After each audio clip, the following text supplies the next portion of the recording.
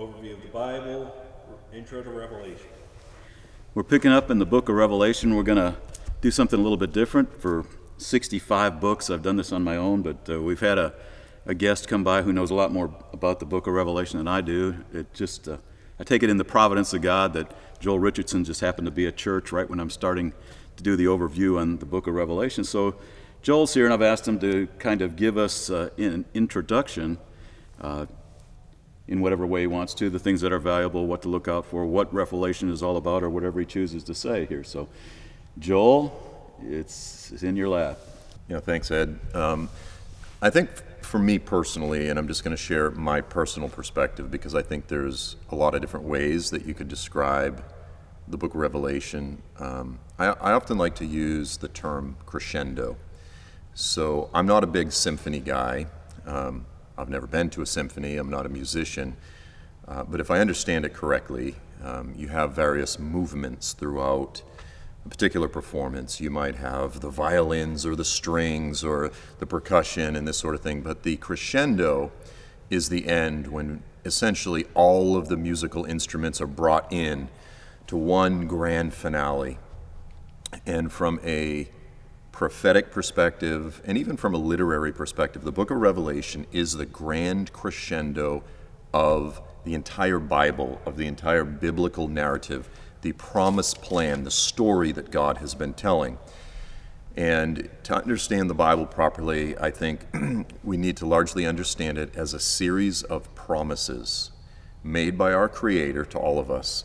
And so in many ways, the book of Revelation draws from a lot of these previous promises that God has made, and it describes, admittedly, in a fairly unusual, sometimes even crazy or scary way. The book of Revelation is very apocalyptic, it's very symbolic, it's very unusual, it's very difficult for a lot of people. But the book of Revelation describes the crescendo, the completion, the culmination of all of God's promises. And there's various storylines that the book of Revelation draws from. For example, the fulfillment of the Jewish people. Anyone who is biblically literate recognizes the fact that God made a series of very specific covenantal promises to his people, Israel.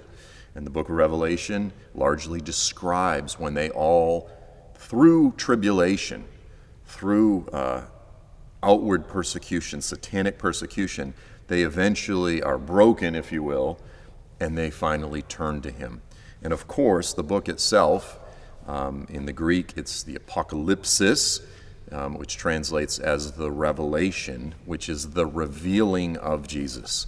And there's no question that probably the most significant, beautiful, sublime promise that God has made throughout the entire Bible, and it's a promise that he reiterates numerous times, is the fact that the day is coming when God himself will get up off of his throne in the form of the incarnate Son of God, and he will come down from heaven.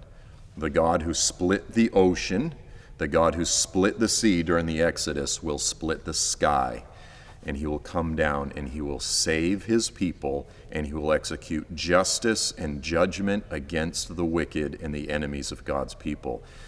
And so it doesn't matter, quite frankly, what your religious persuasion is, what your faith system is.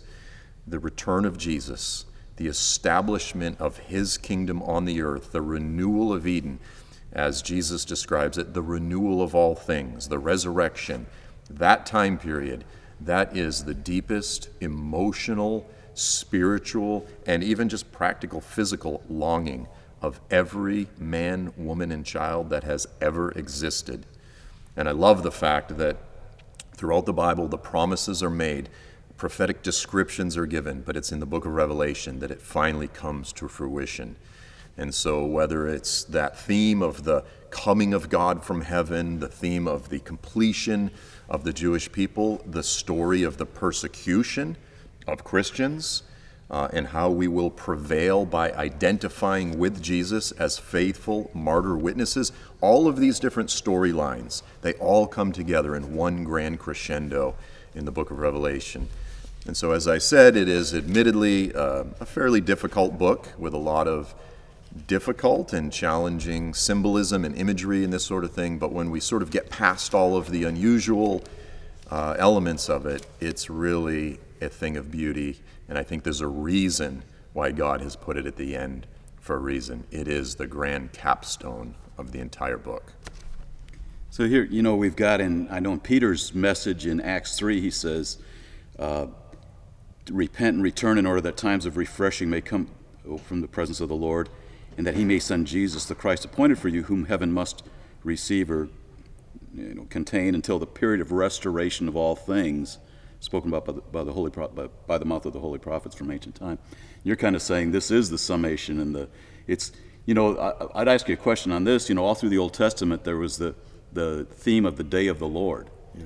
And when John says, I was in the Spirit on the Lord's day, I've kind of taken that it wasn't necessarily like just in the Spirit on Sunday, but that what follows after that statement is pretty much the rest of the book of Revelation is the unveiling of Jesus himself, but also the day of the Lord that's been anticipated all throughout history. And here it comes, and here's the culmination, and he's taken in the Spirit to see that day. Is that consistent at all with what you think on that? Or so from a biblical perspective, the Bible, we often as Christians, we have a very up-down paradigm.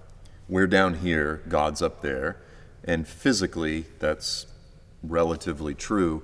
But the Bible, or a biblical perspective, is more along the lines of now and then. It's actually more of a linear perspective.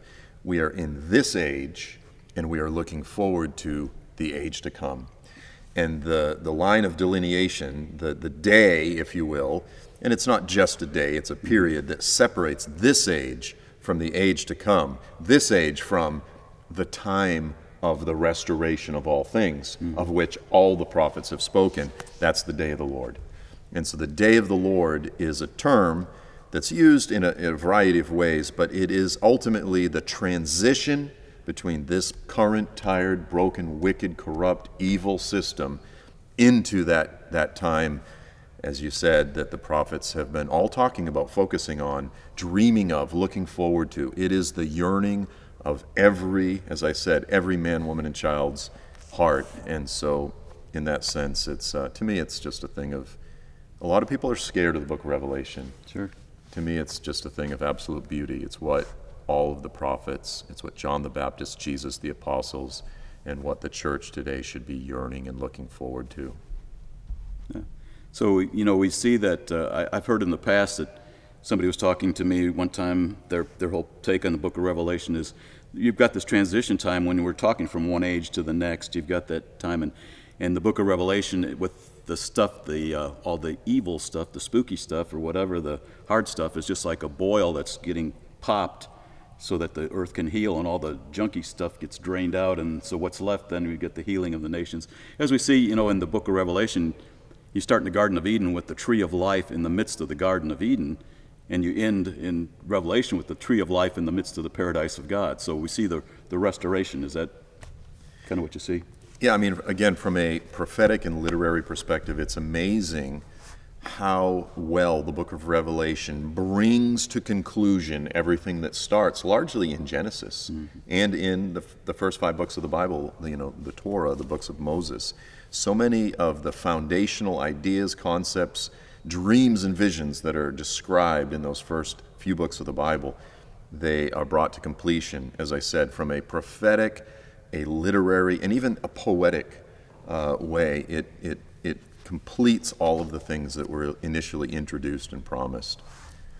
So yeah, as you said, the tree of life, but Eden, you've got the fall of Eden, the temporary closing and sealing of paradise, and then at the end, you've got the restoration of paradise. Yeah. Well, that's good. Well, I appreciate you coming, giving a little perspective on this. We're finishing up on about a 3-year project here, and breaking it down at 10 minutes at a time, and you just helped me fill in 8 of my 10 minutes here to introduce the book of Revelation. So appreciate it, Joel. You bet. Well, if we're lucky, you can finish the series before Jesus returns. We'll see. Okay. Well, thank you.